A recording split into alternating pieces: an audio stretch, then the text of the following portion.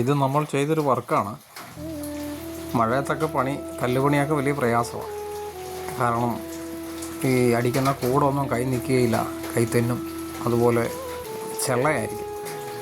വലിയ കല്ലൊക്കെ ആകുമ്പം ചെള്ളയ്ക്കകത്ത് താന്നു കഴിഞ്ഞാൽ പിന്നെ അത് ഒന്ന് പിടിച്ച് നമ്മുടെ പരുവത്തിലേക്ക് നാക്കി വരാൻ വലിയ പ്രയാസമാണ്. എന്നാലും സ്ഥിരം ചെയ്യുന്ന പണിയായതുകൊണ്ട് അങ്ങ് ചെയ്യും. അതൊരു പ്രയാസമായി നമ്മളെടുക്കാറില്ല. പിന്നെ പൊക്കമൊക്കെ ഉള്ള മതിലിൻ്റെ ഭാഗത്തൊക്കെ വരുമ്പോൾ എപ്പോഴും ചിലപ്പോൾ ആളുകളൊന്നും നമ്മുടെ കൂട്ടത്തിൽ ഒത്തിരി പേരൊന്നും കാണില്ല.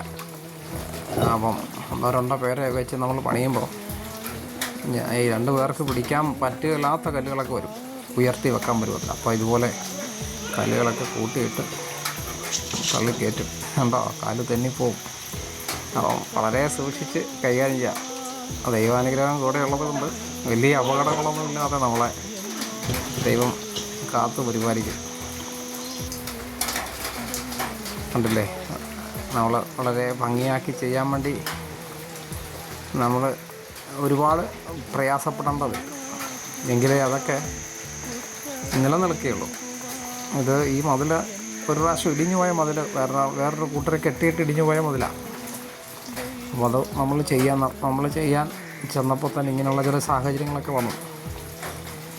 ഈ പുതിയ പണി പോലല്ല, പഴയ പണി പൊളിച്ച് പണിയുമ്പോൾ ഇങ്ങനെയുള്ള ചെറിയ പ്രശ്നങ്ങളൊക്കെ ഉണ്ട്. അതിൻ്റേതായ സാങ്കേതിക പ്രശ്നങ്ങൾ. എങ്ങനെയുണ്ട്? ഭംഗിയായില്ലേ?